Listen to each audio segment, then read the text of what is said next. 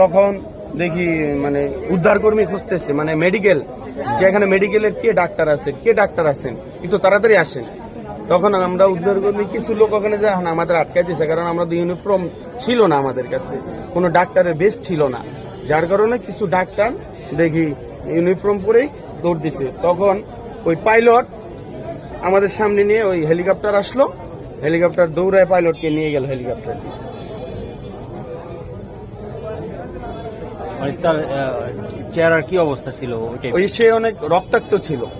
তারপরে পাইলট অনেক রক্তাক্ত অবস্থায়, তাকে দ্রুত ধরে এই হেলিকপ্টারে হাসপাতালে নিয়ে গেছে সেনাবাহিনী বিমান হেলিকপ্টার দিয়ে। খুব মর্মান্তিক। ওখানে আমি যখন লাশগুলো বের হয় আমি কান্নায় বিকৃত হয়ে গেছি, কান্নায় বসে পড়ছি যে কি হালত। পাইলট জীবিত আছে ভাই না মারা গেছে? না, ওই সময় অক্সিজেন লাগাইছে বা